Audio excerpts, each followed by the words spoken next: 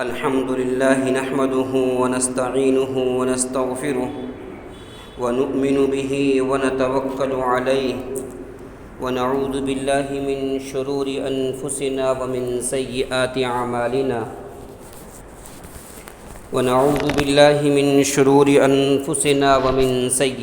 أعمالنا من يهده الله فلا مضل له ومن يضلله فلا هادي له ونشهد أن لا إله إلا الله وحده لا شريك له ونشهد أن سيدنا ومولانا محمدًا عبده ورسوله. قال الله تبارك وتعالى في كلام المجيد والفرقان الحميد: أعوذ بالله من الشيطان الرجيم. بسم الله الرحمن الرحيم. ربنا وابعث فيهم رسولا منهم يتلو عليهم آياته ويزكيهم ويعلمهم الكتاب والحكمة وإن كانوا من قبل لفي ضلال مبين. صدق الله العظيم وصدق رسوله النبي الكريم ونحن على ذلك لمن الشاهدين والشاكرين والحمد لله رب العالمين. اللهم صل على سيدنا محمد وعلى آل سيدنا محمد وبارك وسلم. اللهم صل على سيدنا محمد وعلى آل سيدنا محمد وبارك وسلم.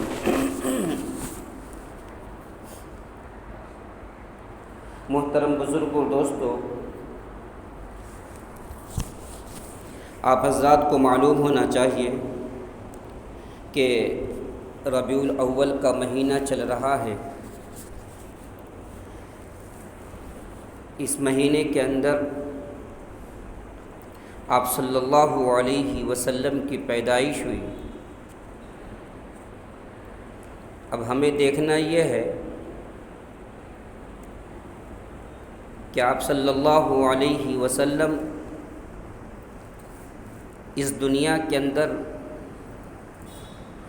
خود آئے یا کسی کے بلاوے پر آئے. ایک آدمی بن بلائے کسی کے گھر میں چلا جاتا ہے اور ایک کسی کو باضابطہ دعوت دے کر بلایا جاتا ہے. جس کو باضابطہ بلایا جاتا ہے اس کی قدر و قیمت کچھ اور ہوتی ہے. تو جناب محمد رسول اللہ صلی اللہ علیہ وسلم اس دنیا کے اندر خود نہیں آئے، بلکہ حضرت ابراہیم علی نبینا علیہ السلام کے کٹھن امتحانات کے بعد جب امتحانات میں کامیابی حاصل کر لی، اس وقت اللہ تبارک و تعالیٰ سے ابراہیم علیہ السلام نے آپ صلی اللہ علیہ وسلم کو طلب کیا، مانگا. اسی آیت کریمہ کو جو میں نے تلاوت کی ہے، ربنا وبعث فیہم رسولا منہم، کہ اللہ ایک ایسا رسول مبعوث فرما ہمارے خاندان کے اندر سے جو قرآن کریم کی تلاوت کرے، جو لوگوں کا تزکیہ کرے، لوگوں کو دینی تعلیم، کتاب کی تعلیم دے.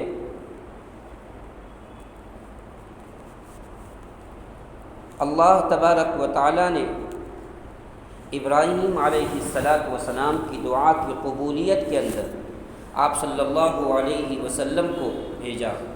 اسی لیے جناب محمد رسول اللہ صلی اللہ علیہ وسلم فرماتے ہیں: انا ثمرۃ دعوۃ الی ابراہیم، میں ابراہیم علیہ السلام کی دعا کا ثمرہ ہوں. پتہ یہ چلا آدم علیہ السلام خود آئے، نوح علیہ السلام خود آئے، سلیمان علیہ السلام خود آئے، تمام انبیاء علیہم السلام خود آئے، لیکن جب باری آئی جناب محمد رسول اللہ صلی اللہ علیہ وسلم کی، اللہ تبارک و تعالیٰ نے کئی امتحانات لیے، اور امتحانات لینے کے بعد اللہ تبارک و تعالیٰ نے آپ صلی اللہ علیہ وسلم کو مبعوث فرمایا۔ اسی لیے جناب محمد رسول اللہ صلی اللہ علیہ وسلم نے فرمایا،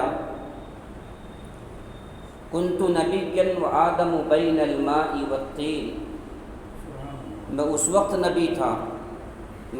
نبی تھا جب آدم علیہ السلام مٹی اور گارے کے درمیان تھے، یعنی ابھی اللہ تبارک و تعالیٰ نے آدم علیہ السلام کو بنایا ہی نہیں تھا، پیدا ہی نہیں کیا تھا۔ اللہ کے رسول صلی اللہ علیہ وسلم اس سے پہلے سے اللہ تبارک و تعالیٰ نے آپ کو نبوت سے سرفراز کر رکھا تھا۔ دیکھیے دنیا کا دستور ہے، دنیا کے اندر جب انسان آتا ہے، دنیا کا دستور ہے محبت کرنے والوں کو محبت ملتی ہے۔ آپ کسی سے محبت کریں گے، محبت کرنے کی وجہ سے آپ کو محبت ملے گی۔ آپ کسی کی ہمدردی کریں گے تو آپ کے ساتھ ہمدردی کی جائے گی۔ آپ کسی کے ساتھ خیر خواہی کریں گے تو آپ کے ساتھ خیر خواہی کی جائے گی۔ دنیا کا دستور ہے کہ دنیا کے اندر اگر آپ خون خوار جانور سے بھی محبت کرنے لگ جائیں تو وہ جانور بھی آپ سے محبت کرنے لگ جاتا ہے۔ آپ سانپ سے محبت کرنے لگیں، سانپ آپ سے محبت کرنے لگے گا۔ آپ کتے سے محبت کریں، کتا آپ سے محبت کرے گا۔ حالانکہ تمام کے تمام جانور خونخوار ہیں، تکلیف پہنچانے والے ہیں، لیکن جب انسان ان سے محبت کرتا ہے تو وہ بھی محبت کرنے لگتے ہیں۔ لیکن قربان جائیے جناب محمد رسول اللہ صلی اللہ علیہ وسلم کی ذات کے بارے میں کہ آپ صلی اللہ علیہ وسلم کا معاملہ کچھ اور ہی تھا۔ آپ نے محبت، جو آپ سے نفرت کرتے تھے آپ اس سے محبت کرتے تھے، جو آپ کے اوپر کیڑا، آپ کے اوپر کوڑا کرکٹ ڈالتے تھے آپ اس سے محبت کرتے تھے، جو آپ کی جان کے دشمن تھے آپ ان سے محبت کرتے تھے۔ آپ نے نفرت کو نفرت کے ساتھ، نفرت کا سبق نفرت سے نہیں سکھایا بلکہ نفرت کو محبت کے ساتھ بدل کے دیا ہے۔ اس لیے دوستو اللہ تبارک و تعالیٰ نے قرآن کریم میں آپ صلی اللہ علیہ وسلم کے بارے میں فرمایا، وَمَا أَرْسَلْنَاكَ إِلَّا كَافَّةً لِلنَّاسِ بَشِيرًا وَنَذِيرًا، کہ ہم نے جناب محمد رسول اللہ صلی اللہ علیہ وسلم کو پوری امت کے لیے، پوری انسانیت کے لیے کیا بنایا؟ بشیر اور نذیر بنا کر بھیجا، ڈرانے والا بنا کر بھیجا، ڈرانے والا بنا کر بھیجا، بشارت دینے والا بنا کر بھیجا۔ اللہ کے رسول صلی اللہ علیہ وسلم پتہ ہی چلا کہ صرف ہم مسلمانوں کے نبی نہیں ہیں بلکہ اللہ کے رسول صلی اللہ علیہ وسلم آدم علیہ السلام سے لے کر آج تک جتنے بھی لوگ دنیا کے اندر آئیں گے آپ ہر ایک کے نبی ہیں۔ اللہ تبارک و تعالیٰ نے آپ کو امام الانبیاء بنایا ہے، تمام انبیاء کا سردار بنایا ہے۔ آپ اللہ تبارک و تعالیٰ نے آپ کو رحمت للعالمین بنایا ہے، پوری انسانیت کے لیے آپ رحمت بن کر آئے ہیں۔ اس لیے دوستو آپ نے دیکھا ہوگا محبت کرنے کے بعد انسان محبت کرتا ہے، یہ کوئی بڑا کمال کی بات نہیں ہے۔ اصل تو تب ہے جب انسان نفرت کر رہا ہے، جب انسان راستے میں کوڑا کرکٹ ڈال رہا ہے، انسان جان کا دشمن بن رہا ہے، پھر بھی انسان محبت کر کے دکھائے۔ اس لیے آپ صلی اللہ علیہ وسلم کی پوری تاریخ کو اٹھا کر دیکھ لیجئے، آپ نے دشمنوں کو بھی گلے سے لگایا ہے، آپ نے دشمنوں کی بھی گلے سے لگایا ہے۔ مکہ مکرمہ کے اندر نبوت ملنے سے پہلے، مکہ مکرمہ کے اندر نبوت ملنے سے پہلے لوگ آپ کو صادق کہا کرتے تھے، لوگ آپ کو امین کہا کرتے تھے، لوگ آپ سے محبت کیا کرتے تھے، لیکن جیسے ہی آپ نے ان کے سامنے وحدانیت کا سبق پیش کیا، آپ نے ایک اللہ کی طرف بلایا، آپ نے کہا کہ یا ایھا الناس قولوا لا الہ الا اللہ تفلحوا، اے لوگو لا الہ الا اللہ کہہ دو کامیاب ہو جاؤ گے، اے لوگو سیدھے راستے کی طرف آ جاؤ کامیاب ہو جاؤ گے۔ جب آپ صلی اللہ علیہ وسلم نے وحدانیت کا سبق پیش کیا، ایک اللہ کی طرف بلایا، وہ تمام کے تمام محبت کرنے والے کیا کرنے لگے؟ دشمنی کے اوپر اتر آئے۔ وہ تمام کے تمام لوگ آپ کی جانی دشمن بن گئے، حتیٰ کہ آپ کا جینا مشکل کر دیا۔ مکہ مکرمہ کے اندر آپ کا جینا مشکل کر دیا، آپ کے ساتھ لین دین بند کر دیا، آپ کو ایک گھاٹی شیب ابی طالب کے اندر ڈال دیا۔ 3 سال کی قید کے بعد، مشقتوں کے بعد، حتیٰ کہ صحابہ کرام رضوان اللہ علیہم اجمعین اور آپ کے چاہنے والے، آپ کے ماننے والے، انہوں نے پتوں کو، ببول کے پتے کھا کھا کر انہوں نے اپنی زندگی کو بسر کیا۔ جب تمام کے تمام پتے سوکھ گئے، روایات میں آتا ہے، کتابوں میں ملتا ہے، صحابہ کرام رضوان اللہ علیہم اجمعین ڈھونڈ ڈھونڈ کر اگر کوئی چمڑا بھی اگر ملتا تھا اس چمڑے کو بھون کر کھا لیا کرتے تھے۔ انہوں نے 3 سال کی مصیبت برداشت کرنے کے بعد ایک صحابی سے رہا نہ گیا۔ آپ صلی اللہ علیہ وسلم اپنے صحابہ سے فرماتے تھے صبر کرو، صبر کرو، اللہ کی مدد آئے گی۔ جب صحابی سے رہا نہ گیا، صحابی نے کہا متی نصر اللہ، اے اللہ کے رسول، اللہ کی مدد کب آئے گی؟ اللہ کی مدد کب آئے گی؟ پتے ختم ہو چکے، جھاڑوں کے چھلکے ختم ہو چکے، اب کھانے کا کوئی انتظام نہیں، اللہ کی مدد کب آئے گی؟ اس وقت بھی آپ صلی اللہ علیہ وسلم نے فرمایا الا ان نصر اللہ قریب، اے میرے صحابہ بس ان قریب اللہ کی مدد آنے والی ہے۔ دوستو پھر اللہ کی مدد ایسی آئی، آپ صلی اللہ علیہ وسلم نے اللہ کی مدد کب آتی ہے؟ ہم سوچتے ہیں کہ آج ہمارے اوپر پریشانی آ جائے، ہم 2 رکعت نماز پڑھ کر اللہ سے دعا کرتے ہیں، اللہ تبارک و تعالیٰ فوراً ہمارے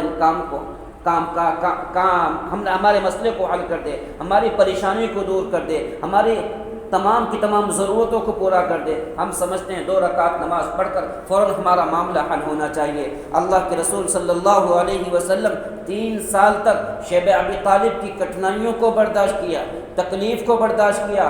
جب تمام کی تمام مسائل ہٹ چکے، نا امید ہو چکے، جب انسان نا امید ہو جاتا ہے تب اللہ کی مدد آتی ہے۔ اس لیے دوستو آج انسان پریشان ہو جاتا ہے، انسان اللہ سے مانگتا ہے، اللہ تبارک و تعالیٰ اس کی ضرورت کو پورا نہیں کرتے، انسان مایوس ہو جاتا ہے، در در کی ٹھوکریں کھانا شروع کر دیتا ہے، کبھی اس کے پاس جا کر شکایت کرتا ہے، کبھی اس کے پاس جا کر اپنے احوال کی شکایت کرتا ہے۔ دوستو شکایت کس کو کرنا ہے؟ اللہ کے سامنے اپنی پریشانی کو رکھنا ہے، اللہ کے سامنے اپنے درد و دکھ کو رکھنا ہے، تو اللہ تبارک و تعالیٰ ہماری پریشانی کو ضرور دور کرے گا۔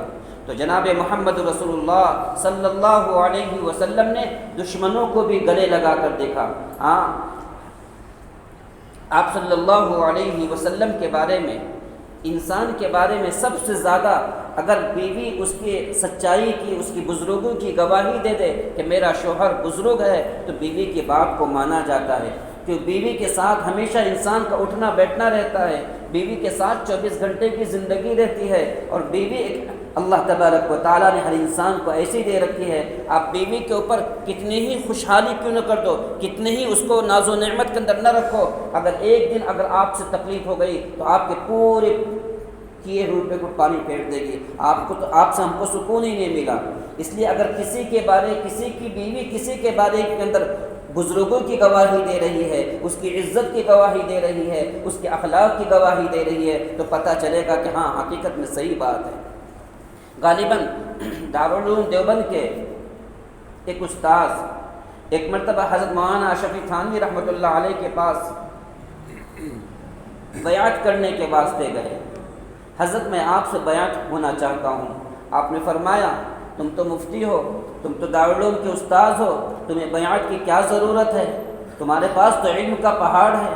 دارالعلوم دیوبند کے اندر پڑھانے والا کتنا زبردست علم کا ماہر ہوگا، لیکن ادھر سے اصرار تھا کہ حضرت آپ مجھے بیعت کر لیجئے، آپ مجھے بیعت کر لیجئے۔ کہا ٹھیک ہے بیعت کروں گا اس شرط پر کہ تم نے کسی زمانے کے اندر کسی ایک کتاب کو جو غیر مقلد عالم سے تم نے پڑھی ہے، تمہیں جا کر دیوبندی عالم کے پاس زانو تلمس کرنا پڑے گا۔ اب بتائیے، بچپن کے اندر کوئی کتاب کسی غیر مقلد عالم سے پڑھی تھی جس کا عقیدہ صحیح نہیں تھا، جس کا یقین صحیح نہیں تھا، تو آپ کو جا کر اس کتاب کو دوبارہ کسی دیوبندی عالم کے ساتھ پڑھنا پڑے گا، سامنے بیٹھ کر پڑھنا پڑے گا۔ انہوں نے اس کو منظور کر لیا، ٹھیک ہے حضرت، میں جا کر اس کتاب کو پڑھ کر آؤں گا۔ دوسری شرط حضرت نے لگائی کہ ٹھیک ہے، جب تم کتاب پڑھ کر آؤ گے، آنے کے بعد میں پردے میں رہ کر تمہاری بیوی سے تمہاری ذات کے متعلق کچھ بات چیت کروں گا، تبھی جا کر میں تم کو بیعت کروں گا۔ انہوں نے اس بات پر بھی راضی ہو گئے۔ اب انہوں نے دارالعلوم دیوبند کے جو استاذ تھے، جانے کے بعد اس کتاب کو پڑھا، اور حضرت نے پردے کے پیچھے رہ کر ان کی بیوی سے کچھ بات کی، اور بات کرنے کے بعد حضرت نے بیعت کی، اور بیعت کرنے کے بعد 2 دن کے اندر حضرت نے خلافت بھی عطا فرما دی۔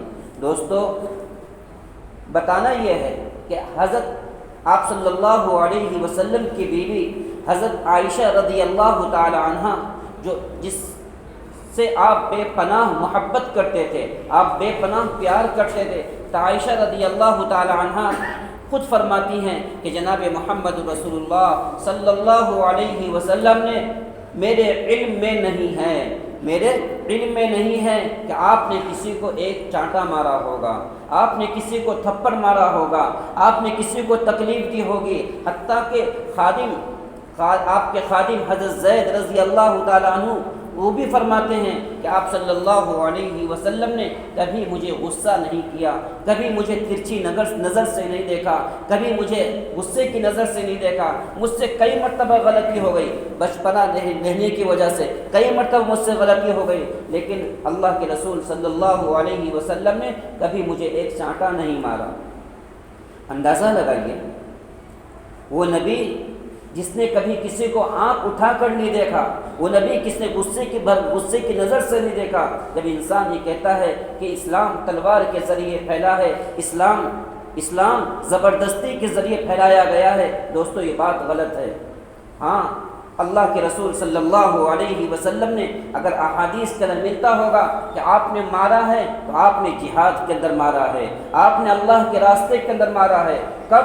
جب شرعی حدود کے اندر اللہ تبارک و تعالیٰ کی ایک حد ہوتی ہے کہ اللہ تبارک و تعالیٰ نے کہا یہ کام نہیں کرنا ہے، اب یہ کام نہ کرنا انسان کے اوپر فرض بن جاتا ہے۔ مثال کے طور پر RTO کے جو قانون ہوتے ہیں، پولیس کے جو قانون ہوتے ہیں، ہندوستان کے جو قانون ہوتے ہیں، اس قانون کے مطابق زندگی گزارنا ہندوستان کے ہر انسان کے اوپر ضروری ہوتا ہے۔ اگر اس قانون کی روگردانی کرے گا، اس قانون کو توڑے گا تو کیا ہوگا؟ مجرم سمجھا جائے گا۔ ایسے ہی یہ تو دنیا کے ہندوستان کے قانون انسان کے بنائے ہوئے ہیں، اس کو توڑنے پر حکومت سزا دیتی ہے، حکومت تکلیف دیتی ہے۔ اور اللہ تبارک و تعالیٰ نے جو شرعی حدود قرآن کریم کے اندر نازل فرما دیا، اللہ تبارک و تعالیٰ نے جو قانون قرآن کے اندر نازل فرما دیا، اگر کوئی اس کی روگردانی کرتا تھا، اللہ کے رسول صلی اللہ علیہ وسلم پھر کسی سے گھبراتے نہیں تھے، پھر کسی سے ڈرتے نہیں تھے، آپ اس سزا کو نافذ کرتے تھے۔ حتیٰ کہ ایک مرتبہ ایک عورت نے چوری کر لیا،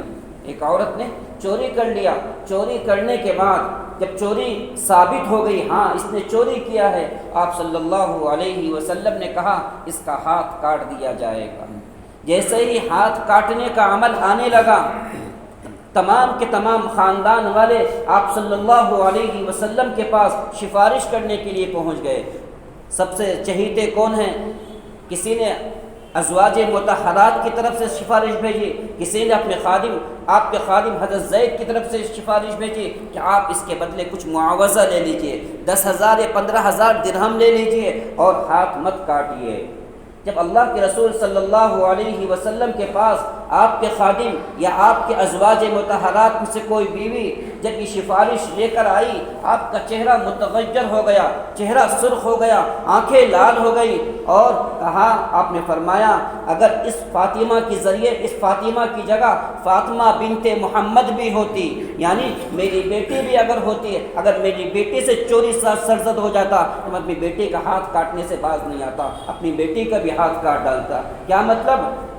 اللہ کی حد نافذ ہو کر رہے گی، اللہ تبارک و تعالیٰ نے جو چوری کی سزا رکھی ہے وہ چوری کی سزا مل کر رہے گی۔ اللہ کے رسول صلی اللہ علیہ وسلم نے اپنے شرعی حدود کو نافذ کرنے کے لیے کسی سے گھبرایا نہیں۔ اس کا مطلب ہی نہیں کہ اب یہاں پر بھی چوری ہوگی تو شرعی حدود نافذ کر، اللہ کے رسول کے زمانے کے بعد بات کہی جا رہی ہے۔ اللہ کے رسول صلی اللہ علیہ وسلم کے زمانے کے اندر اگر کسی سے زنا صادر ہو گیا، زنا کی سزا سنگسار لکھا ہوا ہے، زنا کی سزا رجم لکھا ہوا ہے، اللہ کے رسول صلی اللہ علیہ وسلم نے اس کو بھی نافذ کیا۔ اس لیے دوستو پتہ یہ چلا اللہ کے رسول صلی اللہ علیہ وسلم نے کبھی کسی کے اوپر ظلم نہیں کیا ہے، کبھی کسی کے اوپر زیادتی نہیں کی ہے، حتیٰ کہ جب قریش مکہ نے مکہ مکرمہ کے اندر آپ کا جینا مشکل کر دیا، آپ کا جینا دوبر کر دیا، آپ ہجرت کر کے مدینہ منورہ تشریف لے کر آئے۔ مدینہ منورہ کے اندر اطراف کے اندر یہود کے 2 قبیلے رہا کرتے تھے، دونوں قبیلے ہمیشہ مسلمانوں کے دشمن تھے، لیکن آپ صلی اللہ علیہ وسلم نے آنے کے بعد ان سے دشمنی نہیں کی بلکہ ان کے ساتھ معاہدہ کیا، ان کے ساتھ بات چیت کی۔ بھائی اگر کوئی دشمن تمہارے اوپر حملہ آور ہوگا، ہم آپ کے ساتھ بیٹھ کر ان کا مقابلہ کریں گے، کوئی اگر ہمیں تکلیف پہنچائے گا تم ہمارا ساتھ دینا۔ آپ نے ان کے ساتھ لین دین کی، حتیٰ کہ آپ نے مسلمانوں سے فرمایا تمہیں ان کے ساتھ لین دین کرنا ہے، ان کے ساتھ معاملات اچھے رکھنے ہیں، ان کے ساتھ بھائی چارگی کا معاملہ کرنا ہے، ان سے دشمنی نہیں رکھنا ہے۔ کیوں؟ اللہ کے رسول صلی اللہ علیہ وسلم کی ایک حدیث ہے، آپ صلی اللہ علیہ وسلم نے فرمایا کسی مسلمان نے کسی غیر کافر کو، کسی غیر ایمان والے کو اگر جان بوجھ کر قتل کر دیتا ہے، جان بوجھ کر قتل کرتا ہے یا ظلماً قتل کرتا ہے، آپ صلی اللہ علیہ وسلم نے فرمایا وہ جنت کی خوشبو تک نہیں پائے گا، وہ جنت کی خوشبو تک نہیں پائے گا۔ اور آپ نے مسلمانوں سے فرمایا جس طریقے سے تمہاری جان کی حفاظت ہر ایک کے اوپر ضروری ہے، ایسے ہی مدینہ کے اندر رہنے والے یہود و نصارہ ان کی جان کی حفاظت بھی ضروری ہے، ان کے مال کی حفاظت بھی ضروری ہے۔ آپ صلی اللہ علیہ وسلم نے کبھی عورتوں کے اوپر ہاتھ نہیں اٹھایا، کبھی بچوں کے اوپر ہاتھ نہیں اٹھایا، کبھی کسی کے اوپر ظلم و زیادتی نہیں کی۔ اب بتائیے جب اللہ کے رسول صلی اللہ علیہ وسلم محبت کا پیغام لے کر آئے، نفرت کرنے والوں کے ساتھ بھی آپ نے محبت کا برتاؤ کیا، راستے میں کانٹا بچھانے والوں کے ساتھ میں بھی آپ نے محبت کا برتاؤ کیا، تو مسلمانوں کو کیا چاہیے؟ مسلمانوں کو بھی چاہیے کہ اللہ کے رسول صلی اللہ علیہ وسلم جو پیغام لے کر آئے تھے، جو مشن لے کر آئے تھے، اس مشن کو پہنچانا ہر ایک مسلمان کی ذمہ داری ہوتی ہے۔ جیسے اللہ کے رسول صلی اللہ علیہ وسلم اپنے زمانے کے اسلام کے پرچارک تھے، اسلام کا پرچم، اسلام کی اشاعت کرنے والے تھے، ہر ملک کے اندر ہر مذہب کے ماننے والوں کو یہ اجازت حاصل ہے کہ وہ اپنے مذہب کا پرچار کرے، اپنے مذہب کے بارے میں بتائے۔ اب ہم اپنے مذہب کے بارے میں کیا بتائیں گے؟ جب ہمیں اپنے مذہب کے بارے میں معلوم ہوگا جب بھی ہم اپنے مذہب کا پرچار کریں گے، ہم اپنے مذہب کی خوبیاں بتائیں گے۔ اس لیے دوستو آج ضرورت ہے اس بات کی ہم اسلامی ہسٹری کو پڑھیں، آپ صلی اللہ علیہ وسلم کی تاریخ کو پڑھیں، آپ صلی اللہ علیہ وسلم کی ہسٹری کو پڑھیں۔ کیوں؟ یہ ربیع الاول کا مہینہ ہر سال آتا ہے، اس لیے آتا ہے کہ ہم آپ صلی اللہ علیہ وسلم کی زندگی کے مطابق اپنی زندگی کو ڈھالنے کی کوشش کریں، ہم اپنے آپ کو اخلاق محمدی کا نمونہ بنانے کی کوشش کریں، لوگ ہمارے اخلاق کو دیکھ کر، لوگ ہمارے کیریکٹر کو دیکھ کر خود اسلام کے اندر آنے والا بن جائے گا۔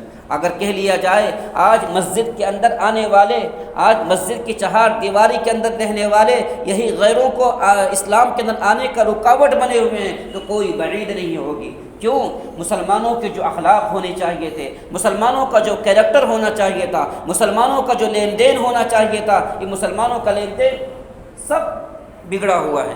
کسی مسلمان کو کسی مسلمان پر بھروسہ نہیں ہے، جھوٹ بولنے والا مسلمان، دھوکہ دینے والا مسلمان، سود کھانے والا مسلمان، رشوت لینے والا مسلمان، مخبری کرنے والا مسلمان، ایک دوسرے کی عزت کے اوپر عزت اچھالنے والا مسلمان۔ اس لیے دوستو ہمیں چاہیے ہم اپنے اخلاق کو اخلاق محمدی کا نمونہ بنانے کی کوشش کریں، ہم توبہ طائب ہوں، اللہ سے معافی مانگیں، اے اللہ مجھ سے غلطی ہو گئی، مجھے معاف کر دیجئے، میں اپنے آپ کو سیدھے راستے پر ڈھالنے کی کوشش کروں گا۔ دوستو اللہ کا قانون ہے۔ ہم بھی اللہ کے بندے، ہم بھی اللہ کے بندے جو مسجد کے اندر نہیں آ رہے ہیں، جو مسجد کے اندر نہیں آ رہے ہیں، جو نماز نہیں پڑھ رہے ہیں، جو اسلام کے آغوش میں نہیں آ رہے ہیں، وہ بھی اللہ کے بندے ہیں۔ ہم سب اللہ کے بندے ہیں۔ اس دھرتی کے اوپر جتنے بھی انسان ہیں سب اللہ کے بندے ہیں۔ اور جناب محمد رسول اللہ صلی اللہ علیہ وسلم نے فرمایا الخلق عیال اللہ، الخلق عیال اللہ۔ دنیا کے اندر جتنی مخلوق ہے تمام کی تمام مخلوق اللہ کی عیال ہے، تمام کی تمام مخلوق کو اللہ نے بنایا ہے۔ اب اللہ نے ہمیں سمجھداری عطا فرمائی ہے، اللہ نے ہمیں مسلمان بنایا ہے۔ اب ہماری ذمہ داری بنتی ہے ہم اپنے اسلام کو کیسے پھیلائیں، ہم اپنے اخلاق کے ذریعے، اپنے کریکٹر کے ذریعے ہم اپنے اسلام کو پھیلانے کی کوشش کریں۔ اگر نہیں پھیلائیں گے قصوروار ہم ہوں گے۔ پھر اللہ تبارک و تعالی، میں ہمیشہ کہتا ہوں ان اللہ لا یغیر ما بقوم حتی یغیروا ما بانفسہم، جب تک انسان اپنے آپ کو بدلنے کی کوشش نہیں کرتا، اپنے آپ کو بدلنے کی کوشش نہیں کرتا، اللہ تبارک و تعالیٰ اس کو نہیں بدلیں گے۔ پھر کیا ہوگا؟ پھر حالات آئیں گے، پریشانی آئے گی، مصیبتیں آئیں گی، تکلیفیں آئیں گے۔ پھر اللہ تبارک و تعالیٰ ہماری جگہ دوسروں کو لا کر کھڑا کریں گے۔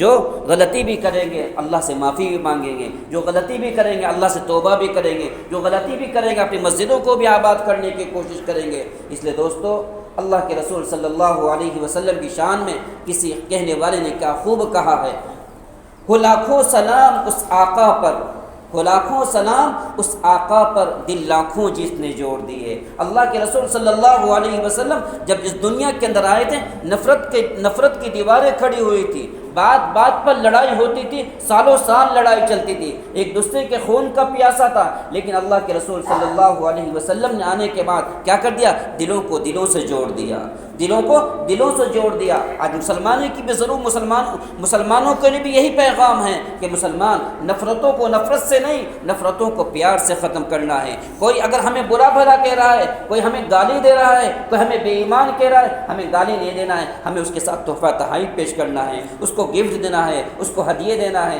آج مسلمان کہتے ہیں پانی پلا کر بہت بڑا کام کر دیا، بسکٹ کھلا کر بہت بڑا کام کر دیا، ہم نے ایک مرتبہ پانی پلایا، ہم نے ایک مرتبہ بسکٹ کھلایا، ہم نے کر دیا، ہم نے بہت بڑا حق ادا کر دیا۔ نہیں دوستو، ہم جتنا خرچ کر سکتے ہیں، جتنا دے سکتے ہیں، ہمیں دینے کی کوشش کرنا ہے۔ نفرت کا سبق نفرت سے نہیں، نفرت کو محبت سے ختم کرنا ہے۔ وہ لاکھوں سلام اس آقا پر، دل لاکھوں جس نے جوڑ دیے، انسان کو دیا پیغام سکون، دنیا کے رخ موڑ دیے۔ مسلمانوں کے ہاتھ میں، مسلمان اگر اپنے آپ کو بدلنا چاہے اور مسلمان پوری قوم کو بدلنا چاہے، مسلمان پوری دنیا کو بدلنا چاہے، مسلمان بدل سکتا ہے۔ اللہ تبارک و تعالیٰ نے مسلمان کے بارے میں فرمایا وَأَنْتُمُ الْأَعْلَوْنَ إِن كُنتُم مُؤْمِنِينَ، تم ہی سربلند ہو، تم ہی کامیاب ہو، تم ہی غالب رہو گے، تم ہی حکومت کرو گے۔ کب؟ بشرطے کہ تم پکے ایمان والے ہو۔ لاکھوں سلام اس آقا پر، دل لاکھوں جس نے جوڑ دیا، انسان کو دیا پیغام سکون، دنیا کے رخ موڑ دیے۔ اس محسن اعظم نے کیا کیا نہ دیا اس عالم کو۔ اس محسن اعظم نے کون؟ جناب محمد رسول اللہ صلی اللہ علیہ وسلم نے کیا نہ دیا؟ ہر چیز دی، کھانے کا طریقہ بتایا، پہننے کا طریقہ بتایا، رہنے کا طریقہ بتایا، ایک دوسرے کے ساتھ ویوہار کا طریقہ، پوری زندگی گزارنے کا طریقہ بتایا، دستور دیا، منشور دیا، کئی راہیں دی، کئی موڑ دیے۔ اس لیے دوستو، اللہ تبارک و تعالیٰ کا شکر ادا کرنا چاہیے۔ اللہ نے ہم سب کو مسلمان بنایا، اللہ نے آپ صلی اللہ علیہ وسلم کی امت کے اندر پیدا فرمایا۔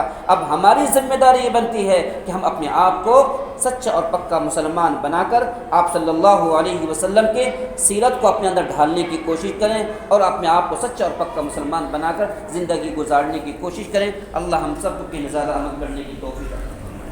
بسم اللہ الرحمن الرحیم إن في خلق السماوات والأرض واختلاف الليل والنهار لآيات لأولي الألباب الذين يذكرون الله قياما وقعودا وعلى جنوبهم ويتفكرون في خلق السماوات والأرض ربنا ما خلقت هذا باطلا سبحانك فقنا عذاب النار۔